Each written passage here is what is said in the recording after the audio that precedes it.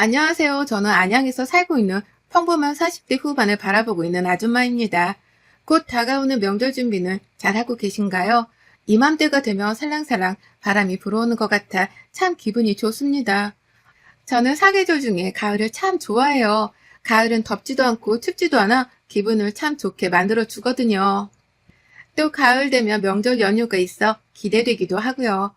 벌써부터 명절을 위해서 집으로 내려가는 분들이 많으실 텐데요. 근처 카페에서 차 한 잔을 마시며 업무를 보는데 갑자기 저의 이야기가 문득 하고 싶어 이렇게 글을 적어봅니다. 저는 가을만 되면 저의 이야기가 생각이 나네요. 저는 굉장히 늦게 결혼을 했던 탓에 부모님들이 참 많은 걱정을 하고 계셨죠. 사실 지금에는 늦게 결혼한 것도 아니지만 그 당시에는 주변 사람들이 다 결혼을 할 때라 노처녀 소리를 많이 듣곤 했어요. 그래서 1년에 2번이지만 명절이 다가오는 게 싫을 정도로 결혼 이야기를 지겹게 들었거든요. 비혼주의자는 아니었지만 저는 오래된 남자친구와 이별을 하고 꽤 오랜 시간 아파했어요. 그러다 보니 소개팅을 해도 감흥이 별로 없더라고요.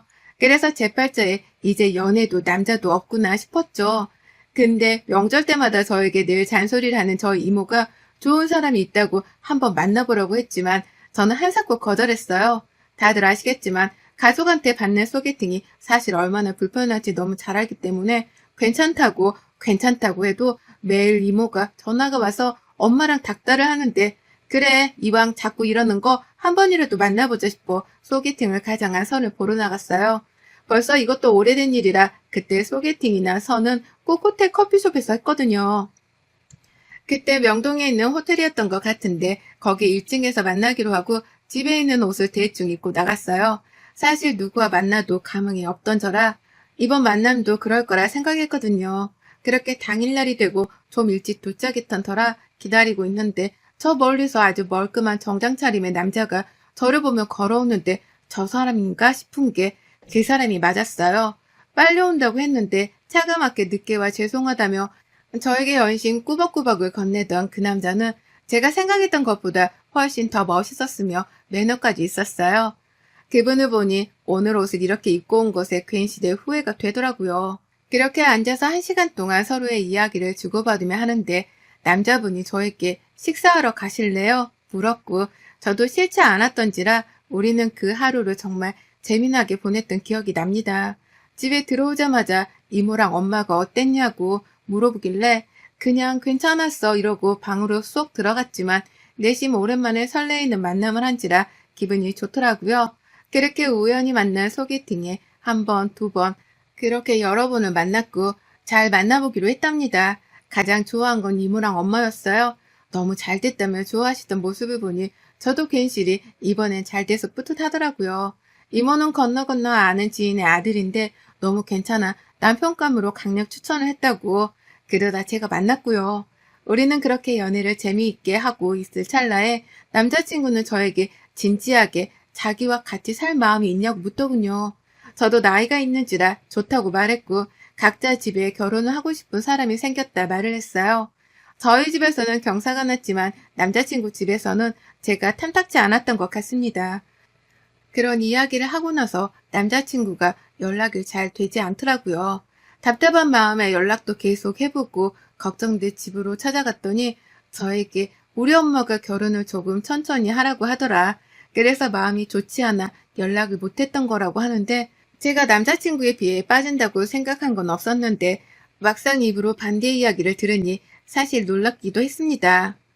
남자친구와 저는 직장인이었지만 남자친구는 평범한 회사원이고 저는 회사 중에 중소기업 중에도 굉장히 탄탄한 곳에 다니고 있고 직급도 여자이지만 과장까지 하고 있었거든요. 연봉도 사실 남자친구보다 제가 조금 더 높은데 가진 것도 더 많은 걸로 알고 있는데 나를 반대해? 라는 생각도 들더라고요. 뭔가 그때는 오기가 생기기도 했고 지금 남자친구를 놓치면 평생 후회하겠다 싶어 저는 그렇게 반대하는 남자친구네 부모님께 잘 보이려고 가진 노력을 했어요. 명절 때면 백화점에 산 과일부터 고기까지 최상급으로 보내고 아무 날이 아닐 때도 선물 공세부터 전화도 매번 드렸던 것 같아요.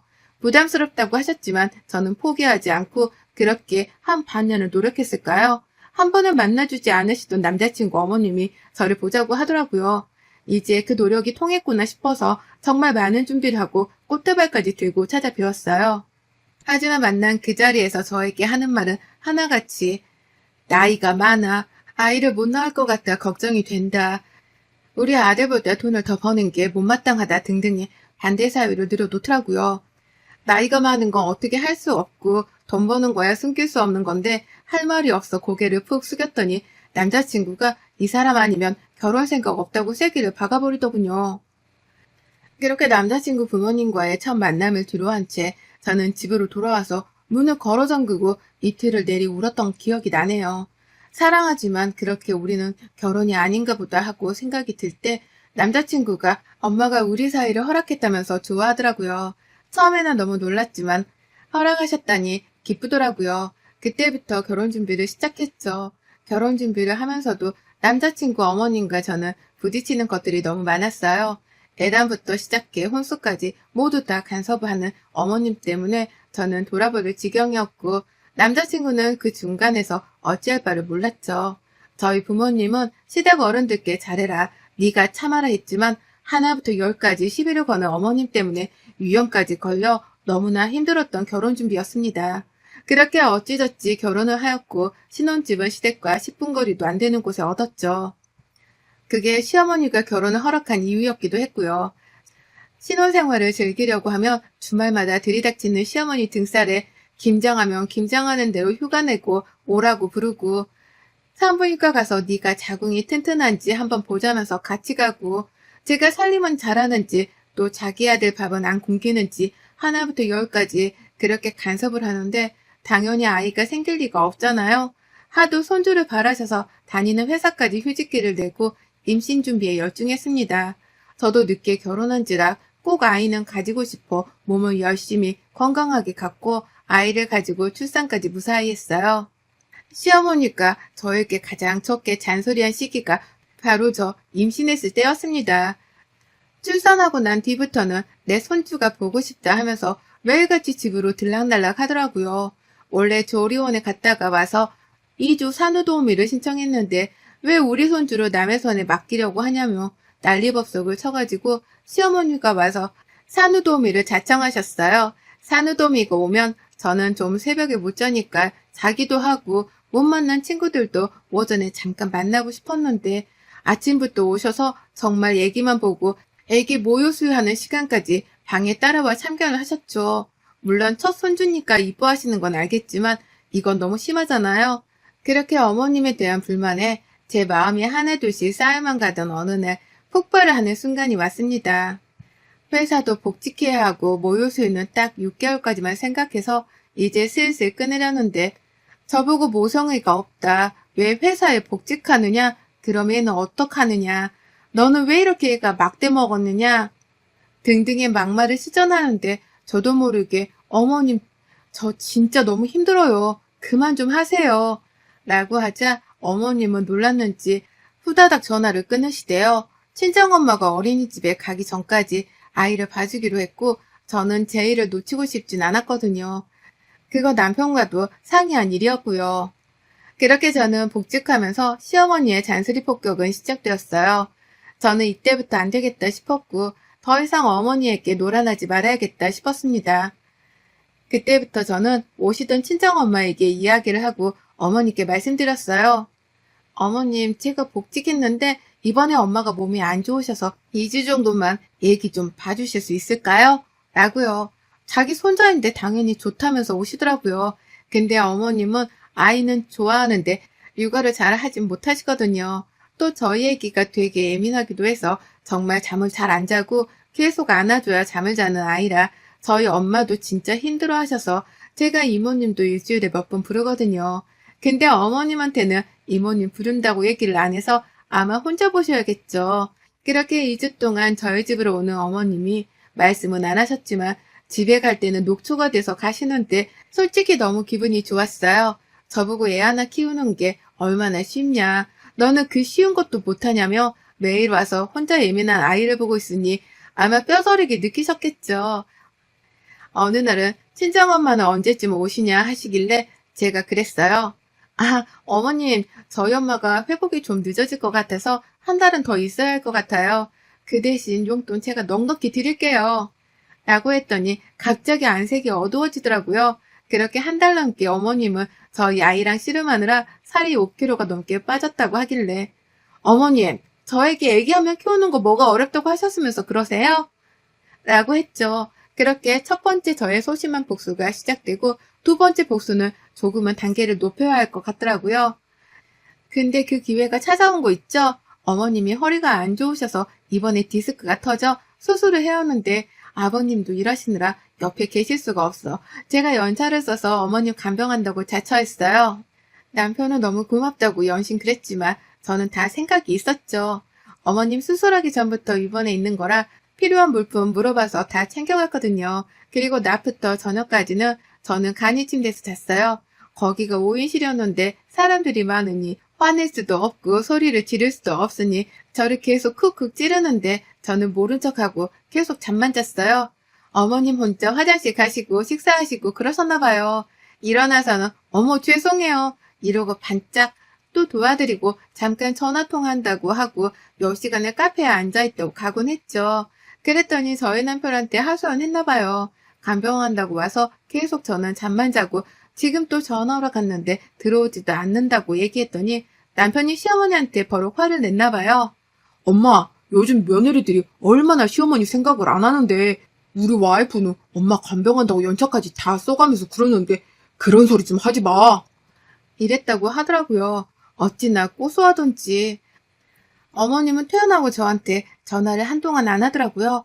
아프신 분한테 그러는 건 죄송은 하지만 지금까지 저한테 해오신 것들을 보면 아무것도 아니라는 생각이 들었거든요. 그 뒤로 몇 번 정도 전화로 잔소리를 시전하셨지만 그럴 때마다 한 귀로 듣고 한 귀로 흘렸죠. 1년에 가장 많은 신경을 써야 하는 어머님의 생일이 다가왔어요. 벌써부터 어머님은 저에게 뭐가 가지고 싶다, 누구 며느리는 뭘 해주더라, 나는 뭘 하고 싶다 등등을 말씀하셨지만 그냥 저는 돈이 편할 것 같아 돈으로 준비하려고 했어요. 어차피 뭘 사다 주면 항상 뒤엔 나는 돈이 좋더라, 이런 거 사올 바엔. 그 말이 듣기 싫어서 몇 년 전부터 용돈으로 드립니다. 식당부터 어디 가고 싶다 계속 말씀하셔서 이번에는 남편 보고 예약하라고 하고 저는 손을 뗐어요. 제가 하면 마음에 안 들어 하는데 굳이 제가 할 필요가 없다고 생각했죠. 그렇게 생일 당일날이 되었고 남편에게 물어보니 식당 엄마가 먹고 싶은 대로 예약했다고요. 그래서 그런가 보다 하고 아이 챙겨서 식사 시간에 맞춰 나갔어요. 근데 한눈에 봐도 정말 너무 비싼 고급 음식점이더라고요. 소고기집이었는데 룸으로 되어 있고 나는 왜 이런 데로 했냐고 남편을 타박하니 아니 엄마가 자기가 사준다고 좋은 곳 가고 싶다고 하잖아 라고 하대요. 짠순이 시어머니가 웬일인가 싶어서 나는 잘됐다. 고기나 잔뜩 먹어야지 싶었죠. 근데 갔더니 시어머니 말고도 그 시이모님들도 와 계시더라고요. 인사를 드리고 메뉴판을 보니 거의 한 코스당 1인당 20만 원 가까이 하는데 지금 온 사람들만 봐도 10명 정도가 되는데 그럼 거의 200만 원 정도의 식사비로 나간다고. 대충 예상이 되는 게 어머님이 뭐 로또라도 맞았나 싶어서 맛있게 식사를 하고 잠깐 아이 데리고 화장실에 갔다가 룸에 들어왔는데 남편만 남아있고 다들 안 계시더라고요. 다들 나가신 거야? 우리도 빨리 가자. 이러고 나가려는데 종업원이 저한테 계산서를 건네는데 그 계산서에 정확히 206만 원이 찍혀 있더라고요. 너무 당황해서 아까 저희 어머님이 계산하고 가셨을 텐데 착오가 있는 거 아니냐 물으니 아니라고 하는 거예요. 바로 어머님께 전화를 걸어서 어떻게 된 일인지를 물어봤죠. 어머님 어디 가셨어요? 지금 여기 계산이 안 돼 있다고 하는데 그이 말로는 오늘 어머님이 식사 사주신다고 하셨는데 계산하고 가신 거예요? 나 지금 저기 앞에 카페에 와 있는데 이모들이랑 무슨 소리야 너희가 사준다고 해서 여기로 온 거잖니. 그래서 이모들한테도 며느리랑 아들이 비싼 밥 사준다고 부른 건데 잘 먹었다 얘. 이러고 끊으시는 거예요. 진짜 이 얘기를 듣는데 손발이 덜덜 떨려서 우선 결제를 하고 나왔어요. 일부러 저 골탕 먹이러 이렇게 한 것 같은데 밥을 못 사드리는 것도 아니고 먹고 싶다고 하셨으면 당연히 모시고 왔을 텐데 저희를 속이고 이렇게까지 하는 게 도저히 참을 수가 없었습니다. 그렇게 일을 바득바득 갈고 있는데 제 생일이 다가왔습니다. 이때다 싶어서 서울 청담동에서 오미카세 집으로 10명 똑같이 예약했어요. 거기는 1인당 25만 원이 넘는 식사 가격에 룸 차집이 또 있거든요. 제가 대접해드린다고 하니 시이모들도 다시 다 초대를 했죠. 그렇게 어머님은 아무런 생각하지 못하고 다들 모시고 왔더라고요. 네가 이렇게 비싼 곳에 웬일이나 싶었겠죠. 코스 요리 외에도 드시고 싶은 게 참 많으시더라고요, 우리 어머님. 저한테 계속 이거 시켜도 되지? 시 이모님들한테도 마음껏 시켜. 우리 며느리가 능력이 좋아. 이러면서요. 저는 웃으면서 다 시키라고 말씀드렸죠. 그랬더니 비싼 요리들도 또 따로 시키더라고요. 그렇게 식사 자리가 끝나고 남편 지갑은 집에 제가 일부러 두고 오고 계좌도 저희는 공동계좌라 비밀번호도 다 바꿔놨어요. 혹시나 내줄까봐요. 당연히 내준다면 다시 돌려받아야겠지만요. 그렇게 만반의 준비를 하고 식사가 거의 끝날 무렵 저는 대화를 하는 도중에 요유의 식당을 나왔습니다. 계산은 안에 있는 분들이 할 거라고요. 그렇게 한참 가고 있는데 남편과 어머님이 번갈아 전화를 해오더군요. 남편 전화부터 먼저 받았더니 이거 우리가 내는 거 아니냐고 하더라고요. 그래서 우리가 내려고 했는데 어머님이 며느리 생일에 선물 한 번도 안 주시는데 이런 밥 한 번 정도는 사주면 좋을 것 같아서 라고 받아쳤죠. 남편도 할 말이 없는지 끊더라고요. 그 뒤로 어머님이 전화가 왔길래 받아서 똑똑하게 이야기했어요. 받자마자 저에게 뭐 CM이를 골탕 먹이냐, 사달라고 하면 될걸 왜 도망가느냐, 뭐 이런 말들이었죠. 어머님, 저 결혼하고 한 번도 제 생일 안 챙겨주시면서 이번에 한 번 고하게 챙겨주세요. 그러시라고 제가 예약한 거예요. 저는 어머님 생일마다 늘 용돈에 선물에 식사에 다 해드리는데 어머님은 정작 제 생일에 해준 게 뭐가 있으세요? 그래도 다 이해했는데 이번에는 어머님께 좀 챙김 받고 싶어서요. 어머님, 회 되게 좋아하시잖아요. 여기 오메카세 맛집으로 유명해요. 맛있게 드셨으면 됐죠? 뭐 잘 먹었어요, 저도. 그 뒤로도 뭐라 하셨지만 전화를 뚝 하고 끊었습니다. 집에 와서 남편은 저보고 너무했다고 그냥 이야기하면 엄마가 사줬을 텐데 왜 그랬냐고 하길래 지금까지 어머님이 저한테 했던 모든 사건들을 소리치며 말했어요. 니네 엄마가 나한테 했던 행동들을 봐라. 해준 게 뭐가 있냐 나한테? 며느리 생일에 200도 못 쓰냐? 그럼 나는 어머님 생일에 도대체 얼마를 쓰는 거야? 그것뿐만 아니라 매번 뭐 사고 싶은 거 있을 때마다 나한테 전화하지 않냐? 이 정도면 진짜 애교지. 소리쳤더니 미안하다며 안방으로 들어가대요. 그 다음날 바로 시아버지와 시어머니가 호출하길래 그래 잘됐다 싶어서 갔습니다. 아버님도 너무 생일 못 챙긴 거 너무 서운게 생각하지 말라 부족했다라고 하시는데 어머님은 저보고 난리를 치더라고요. 이모들 앞에서 자기가 얼마나 쪽팔린 줄 알았냐고요. 알고 봤더니 지갑도 안 가져왔다고 하시더라고요. 그런데 진짜 화가 나잖아요. 며느리 생일에 지갑도 안 가져온다는 게요. 그래서 이모 한 분이 내주셨나 봐요. 자기 엄청 쪽팔렸다면서 도대체 뭐 하는 짓이냐고 화를 내길래 그래도 좀 미안한 마음에 들고 왔던 과일 바구니를 바닥에 세게 내팽개쳤어요. 그리고는 소리쳤죠. 제가 어머니 무슨 종이에요? 하녀예요? 저는 적어도 어머님이 저에게 미안한 마음 정도는 가지실 줄 알아서 이렇게 온 건데 어머님은 끝까지 어머님 생각뿐이신 것 같네요. 제가 지금까지 당해온 거 생각하면 이번 일은 아무것도 아니잖아요. 제가 뭐 바보여서 참고 있었겠어요? 라며 고래고래 소리를 질렀죠. 내친 김에 지금까지 어머님한테 당했던 모든 일들을 이야기하는데 한 번도 말대꾸 안 하던 제가 이러니 대꾸할 말이 없으셨겠죠. 팽개쳤던 과일도 다시 제가 주워 담았어요. 어머님 드리려고 사온 과일인데 어머님은 드실 만한 가치가 없으신 분 같네요. 이 과일 바구니를 사온 돈도 너무 어머님께 아깝네요.